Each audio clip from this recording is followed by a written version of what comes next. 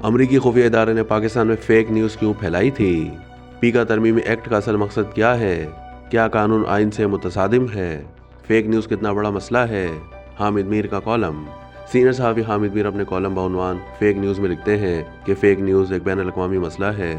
इसकी सबसे बड़ी मिसाल ये है कि पोलियो वैक्सीन के बारे में पाकिस्तान के बहुत से लोग अभी तक इस गलत फहमी का शिकार हैं कि ये वैक्सीन मुसलमानों की आबादी कम करने के लिए एक मगरबी साजिश है, और जिन बच्चों को पोलियो वैक्सीन के कतरे पिलाए जाते हैं वो बांझपन का शिकार हो जाते हैं।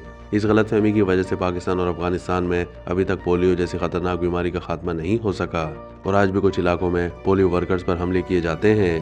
क्या पोलियो वैक्सीन के बारे में फेक न्यूज़ फैलाने का जिम्मेदार कोई अखबार या टीवी चैनल है? बिल्कुल नहीं। हामिद मीर के बकौल पोलियो के खिलाफ मुहिम को ज्यादा नुकसान एबटाबाद में उसामा बिन लादेन के खिलाफ ऑपरेशन के बाद पहुंचा, जब पता चला कि एक अमरीकी खुफिया इदारे ने मार्च 2011 में एबटाबाद की बिलाल कॉलोनी में अलकायदा के सरबरा उसामा बिन लादेन के DNA नमूने हासिल करने के लिए हेपेटाइटिस बी की जाली वैक्सीन मुहिम चलाई। जाली वैक्सीन मुहिम चलाने के इल्जाम में डॉक्टर शकील आफरीदी को 2012 में 33 साल कैद की सजा सुना दी गई, लेकिन इल्जाम ये लगाया गया कि शकील आफरीदी का एक अस्करियत पसंद मंगल बाग के साथ ताल्लुक था। जब शकील आफरीदी ने इसी इल्जाम को आला अदालतों में चैलेंज किया तो फिर 2013 में इस पर कत्ल का मुकदमा कायम किया गया और इल्जाम लगाया गया कि 8 साल पहले इसके गलत इलाज के बाइस इसका एक मरीज जाँ बहक हो गया था। ये तफसील बयान करने का मकसद आपको ये बताना है कि पहले एक अमरीकी खुफिया इदारे ने एबटाबाद में वैक्सीन मुहिम के नाम पर फेक न्यूज़ फैलाई थी। बाद अज़ां रियासत पाकिस्तान ने शकील आफरीदी को जेल में रखने के लिए फेक न्यूज़ का इस्तेमाल किया। 2 रियासतों की तरफ से फैलाई गई फेक न्यूज़ का निशाना पोलियो के खिलाफ मुहिम बनी, और बदकिस्मती से आज भी पाकिस्तान में पोलियो का खात्मा एक चैलेंज है। सीनियर सहाफ़ी मजीद लिखते हैं कि फेक न्यूज़ के खिलाफ अक़वाम मुत्तहिदा की जनरल असम्बली ने 2021 में करारदाद मंजूर की थी, और 2022 में अक़वाम मुत्तहिदा के सेक्रेटरी जनरल की तरफ से एक रिपोर्ट पेश की गई थी जिसमें बताया गया कि डिसइंफॉर्मेशन इंसानी हुकूक के लिए एक खतरा बन चुकी है, लेकिन डिसइंफॉर्मेशन के खिलाफ कार्रवाई के नाम पर मीडिया की आज़ादी को सलब नहीं करना चाहिए। बदकिस्मती से पाकिस्तान दुनिया के उन ममालिक में शुमार होता है जहाँ के जमहूरी निज़ाम पर फेक का लेबल चस्पा है। द इकोनॉमिस्ट के डेमोक्रेसी इंडेक्स के मुताबिक 2023 तक पाकिस्तान का शुमार हाइब्रिड रिजीम में होता था, लेकिन 2024 में हाइब्रिड का तकल्लुफ़ ख़त्म करके पाकिस्तान को एक आमराना रिजीम डिक्लेयर कर दिया गया। जिस रियासत को बैनुल-अक़वामी इदारे एक जमहूरियत तस्लीम नहीं करते, वो रियासत जब अपने आप को जमहूरी कहती है तो ये भी फेक न्यूज़ फैलाने के ज़ुमरे में आता है। हामिद मीर के मुताबिक हाल ही में पाकिस्तान की कौमी असम्बली ने पीका तरमीमी एक्ट 2025 मंजूर किया है, जिसका मकसद फेक न्यूज़ का खात्मा करार दिया गया है। इस कानून के तहत वफाकी हुकूमत सोशल मीडिया को रेगुलेट करने के लिए एक अथॉरिटी कायम करेगी, और ये अथॉरिटी फेक न्यूज़ का सद्देबाब करेगी। हम जानते हैं कि ये अथॉरिटी वैसे ही काम करेगी जैसे Pakistan electronic media regulatory authority यानी पैमरा काम करती है। कहने को पैमरा एक खुद मुख्तार इदारा है, लेकिन खुद पैमरा वाले हमें बताते हैं कि उन्हें कहाँ से अहकामात मिलते हैं। इस नए कानून की मंजूरी के बाद हमारे खुफिया इदारे फेक न्यूज़ के नाम पर अपने नापसंदीदा सहाफ़ियों और सियासतदानों की पकड़ धकड़ में ज़्यादा आसानी महसूस करेंगे। सीनियर सहाफ़ी ने तजिया पेश करते हुए लिखा है कि दिलचस्प मामला ये है कि मज़कूरा कानून 1973 के आइन से मुतसादिम है, लेकिन आइन की खालिक जमात पाकिस्तान पीपल्स पार्टी ने भी इस खिलाफ आइन कानून के हक में वोट दिया। पाकिस्तान तहरीक इंसाफ और अपोजिशन की कुछ दीगर जमातों ने पीका तरमीमी एक्ट 2025 की मुखालफत की, लेकिन हम कैसे भूल जाएं कि ये एक्ट दरअसल इसी सदारती ऑर्डिनेंस का चरबा है जिसे 2022 में तहरीक इंसाफ की हुकूमत ने नाफिज किया था, और हमने पीका तरमीमी ऑर्डिनेंस 2022 को इस्लामाबाद हाई कोर्ट में चैलेंज किया था।